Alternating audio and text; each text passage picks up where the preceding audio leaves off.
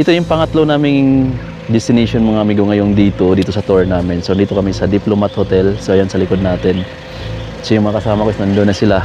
Susunod tayo sa kanila doon. Kasi saglit lang din kami dito dahil medyo paulan, masama yung panahon ngayon. Ito pala yung Baguio City sa baba. So yan guys yung Diplomat Hotel. So kunting silip lang tayo dito kasi parang bawal yata pumasok. Bawal pumasok pa boss, no? Bawal na. Bawal na pumasok kasi yung foundation siguro nitong ano na to is hindi na ganun kaganda. Tingnan nyo naman guys, oh. Butos na yung mga hindi nyo lang cross. May nakita ko sila dati, nakakapag-akyat pa sila dyan, nakaka-video. Silip tayo dito sa loob guys, mga kung yung makikita natin. Lang po. Ito pala yung ano niya. Tagal na pala nito, 1915. At ito yung loob, pakita ko sa inyo. Konting silip lang tayo dito.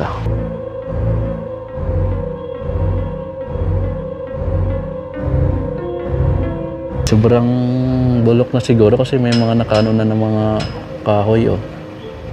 Pampatibay na lang ng foundation, guys. Sana walang makunan, oh. So yun, pinasilip ko lang sa inyo yung loob. Bawal na kasi pumasok guys dito. So yun yung taas. Ito yung kabilang side guys, oh. Kung gusto nyo makita. Maganda sana pag nakapasok tayo, no. Yan, alas 12 ng tanghali. At dito kami muna sa part na to. May mga nagpapalipad din ng drone.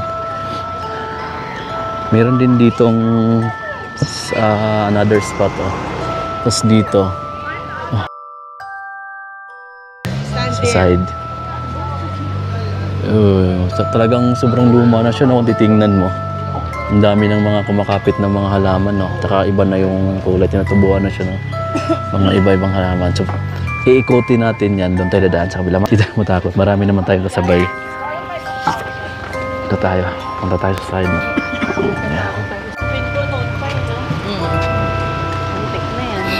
Makalumang pinto na tayo, sorry mama. Luma na yung pinto. Padlock na guys. Oo, kasi mga magandang klase to. Ito yung mga mahal dati na kahoy ng mga masila. Isa, baka may masilip tayo na guys. Kakatakot. Ito yung paligid niya guys, no. Tapos itong mga puno na to, sobrang tagal na siguro yan. Itong puno na ito.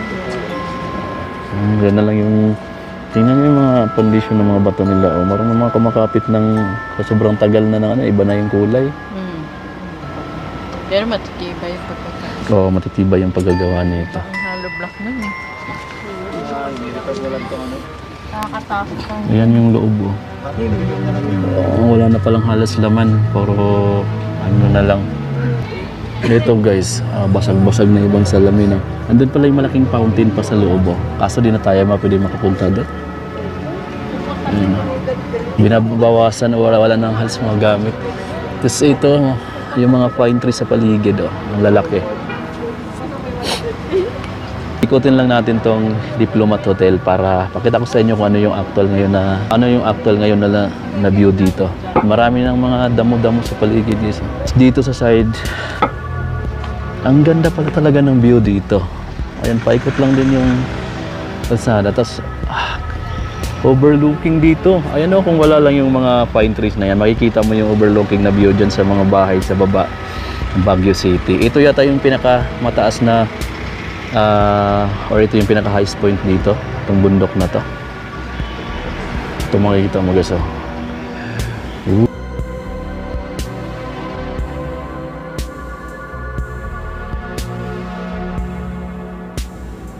Tapos may mga halaman ka makikita dito. Hindi mo lang kumakain to. Huh? Bulaklak pala siya. Ito yung likod na portion. Tapos napalibutan siya ng mga malalaking puno ng pine trees. Hindi mo alam kung balite. Tapos ayan yung second floor, oh. Yung ibang guys dyan, may mga vandalism na yung part na yun, oh. May mga nakaakyat siguro dyan.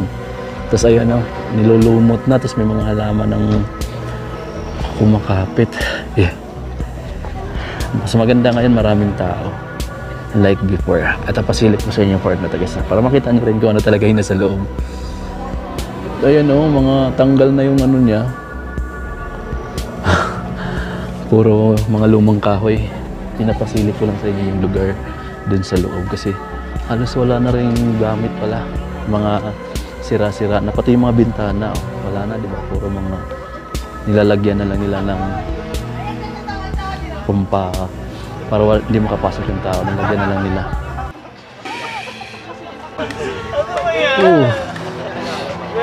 Laking puno sa paligid at ang lamig ng hangin dito, promise. Tapos mayroon dito parang ano niya na mga ganito pa. So ang laki ng mga puno dito sa paligid dito. Ito yung kabilang side naman. So hanggang dito lang tayo sa labas talaga. Tapos wala nang mga pinto yung bintana, no? Tanggal na lahat. Kahit saan ka titingin talagang luma na siya titingnan eh.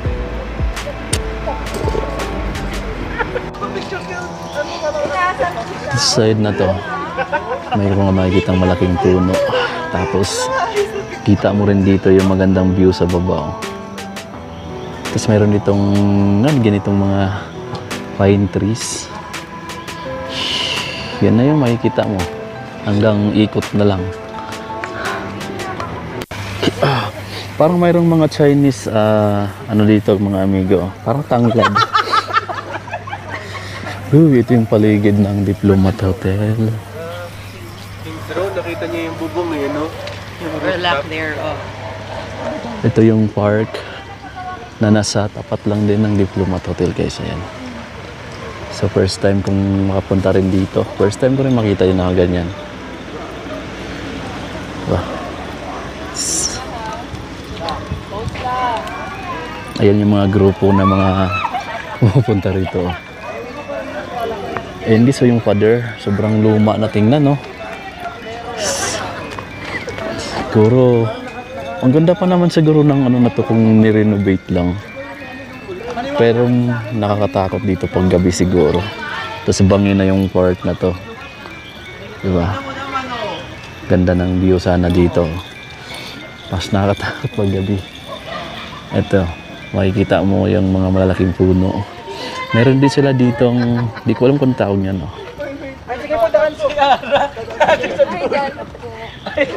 Ito guys, check natin ito. So, meron silang mga halaman. Sa part na to may makikita kang parang maliit na waiting shed. Tapos mayroon siya ditong mga kaso binaboy ng mga nagpupunta rito eh. Maraming vandalism. Oh.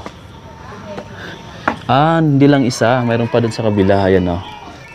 So mayroon pa doon talagang ano, mayroon ka pang pupuntahan doon na parang lumang building din, no? Parang kaso wala ng tao doon, nakatakot na pumunta doon guys. Tapos napalibutan siya ng mga puno ng pine trees, yung iba malalaki na. Ayan. Paggabi guys, nakakatakot dito for sure. Yun yung view dito sa paligid ng Diplomat Hotel. So hindi na tayo tutuloy doon sa pinakadulo, no? Kasi medyo nagmamadali rin kami dahil na-traffic kasi kami. Kulang na kami sa oras, marami pa kaming bibisitahin na lugar dito. So yun lang. Pinakita ko lang sa inyo ano yung mga makikita mo dito kung pumupunta ka dito sa Diplomat Hotel. Ito guys, maganda pala yung view banda rito. Ayan. Ito sa part na to, ayan, makikita mo yung ganda ng wow, grabe na oh. Sobrang crowded na yung bundok na yan ng Baguio guys oh. Zoom natin. O di ba? Ang dami, grabe. Tapos dito kita mo yung Diplomat Hotel. Lumang-luma na talaga siya mga amigo. So siguro mga ilang taon unti-unti na siguro maano yan pagka hindi pa rin nila talaga i-renovate yan.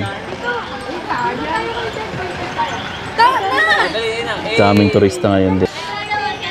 So yan guys, magbababay na tayo dito kasi pupunta pa kami sa iba pang tourist spot dito sa Baguio. So yun yung pasilip natin sa Diplomat Hotel. Tapos overlooking siya dito, ang ganda ng view yun sa baba oh, di ba?